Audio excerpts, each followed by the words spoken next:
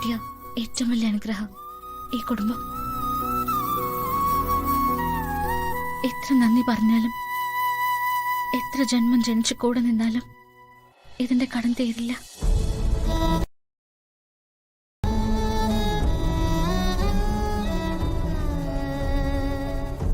ഈ കുടുംബത്തിൽ എല്ലാവർക്കും അങ്ങയുടെ അനുഗ്രഹം ഉണ്ടാവണം.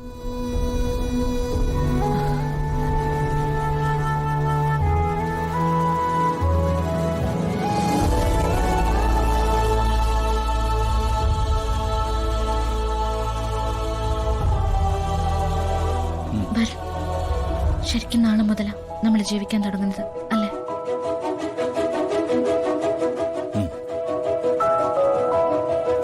എന്റെ പെണ്ണിന് യാതൊരു ആശങ്കകളും ഇല്ലാതെയാണ് നാളെ മുതൽ നമ്മൾ ജീവിക്കാൻ പോകുന്നത്.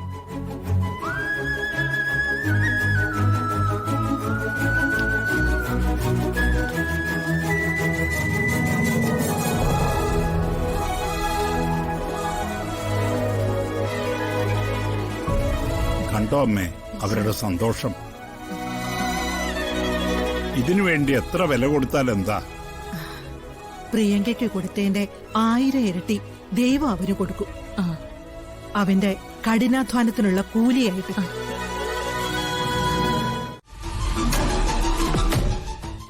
നമ്മുടെ സ്വപ്നങ്ങൾ നടക്കുന്നതുമില്ല. അവൾക്കാണെങ്കിൽ നിത്യേന പുതിയ പുതിയ നേട്ടങ്ങൾ വന്നുകൊണ്ടിരിക്കുകയും ചെയ്യുന്നു.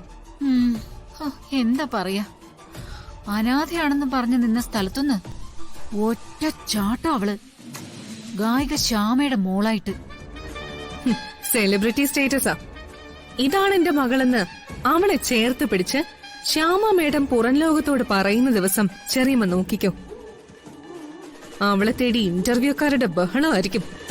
പത്രത്തിലും ചാനലിലും ഒക്കെ അവള് നിറഞ്ഞു നിൽക്കും. അങ്ങനെ വരുന്നവരോട് നമ്മളെ കുറിച്ച് എന്തെങ്കിലും ചോദിച്ച ശത്രുക്കളാണെന്ന് അവള് പറയുകയും ചെയ്യും. ഇനിയിപ്പോ പ്രിയങ്കയുടെ ശല്യം കൂടെ അവസാനിച്ചു കഴിഞ്ഞാ ഈ ഭൂമിയിലെ ഏറ്റവും ഭാഗ്യമുള്ള പെണ്ണ അവള്. നമ്മള് വിചാരിച്ച ഇനി ഒന്നും നടക്കില്ല ചെറിയമ്മ. ചെറിയമ്മേ, ആ ഗൗതമനെ ഒന്ന് വിളിച്ചേ. എന്തെങ്കിലും ചെയ്യാൻ പറ്റുമെന്നൊന്ന് ചോദിക്ക്. ഗൗതമനെ വിളിച്ചിട്ട് എന്താ കാര്യം? ചന്ദ്രേട്ടൻ സ്ഥലത്തുണ്ടായിരുന്നെങ്കിൽ ഇതൊക്കെ നമുക്ക് മുടക്കായിരുന്നു. പറഞ്ഞിട്ട് കാര്യമില്ലല്ലോ. ചെറിയച്ഛൻ ജയിലിൽ തന്നെ കിടക്കുകയല്ലേ. ഈ കിടപ്പ് കിടന്നാലേ ലോകം അവസാനിച്ചാലും പുറത്തിറങ്ങുമെന്ന് എനിക്ക് തോന്നുന്നില്ല. എന്താ കൽപ്പന പറയുന്നത്? വെറുതെ മനുഷ്യന്റെ മനസ്സ് വിഷമിപ്പിക്കാതെ.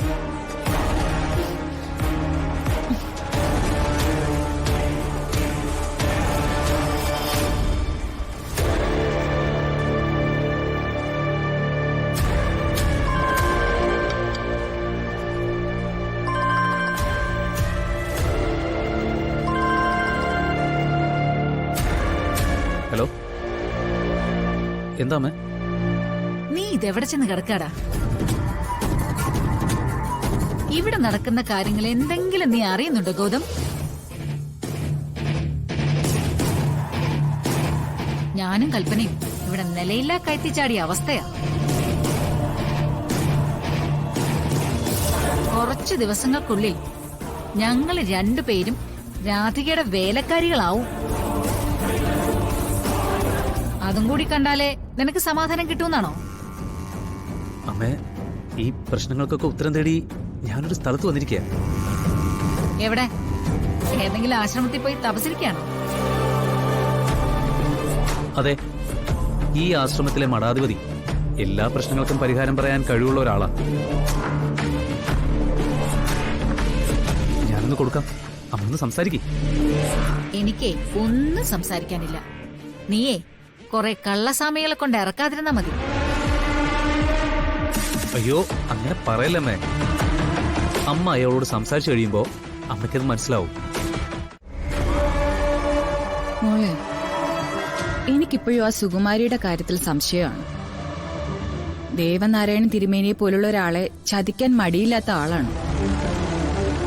അവര് നമ്മളെയൊക്കെ വെറുതെ വിടുമെന്ന് തോന്നുന്നുണ്ടോ? ആരതി മോളെ, ഇതുവരെ പല മധ്യസ്ഥതകളും നടത്തിയിട്ടുണ്ടാവും. പക്ഷേ ഇതങ്ങനത്തെ ഒരു ഡീലല്ല. ഇടപെടുന്നവർ കൂടി നന്നായാലല്ലേ ഒരു കാര്യം കൃത്യമായിട്ട് ഉറപ്പായിട്ട് മുന്നോട്ട് പോകുള്ളൂ. നിങ്ങൾക്ക് രണ്ടുപേർക്കും ഈ കാര്യത്തിൽ സംശയമുണ്ട്. ഞാൻ അതിന് ഒരു തെറ്റും പറയുന്നില്ല. സുകുമാരിയമ്മ ഇതുവരെ ചെയ്തു കൂട്ടിയ കാര്യം, പ്രിയങ്കയുടെ സ്വഭാവ വൈകൃതം, ഇതല്ലേ പേടിപ്പിക്കുന്ന സംഗതി. പക്ഷേ ചെറിയമ്മ, ഇത്തരം കേസുകൾ കൈകാര്യം ചെയ്യുന്ന ഞങ്ങൾ അഡ്വക്കേറ്റുമാരുടെ ഇടയിൽ കൊള്ളാവുന്നൊരു ഗ്രൂപ്പുണ്ട്. അത് വെറും ഒഫീഷ്യൽ അല്ല. ഒരു ഡീൽ സംസാരിച്ചു കഴിഞ്ഞ് അതിനെ ഒറ്റിക്കൊടുത്ത ഞങ്ങൾ ആ കേസ് അങ്ങ് വിടും.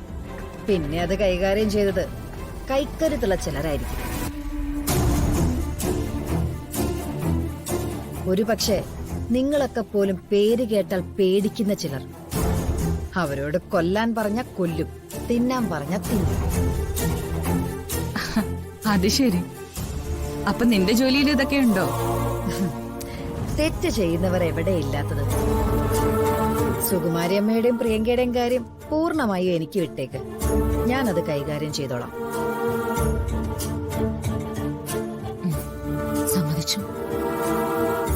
ഈ ഒരു കാര്യം കൂടി ഒന്ന് കഴിഞ്ഞു കിട്ടിയാ വരുണ് രാധികയ്ക്കും പിന്നെ വേറെ ഭീഷണിയൊന്നുമില്ല.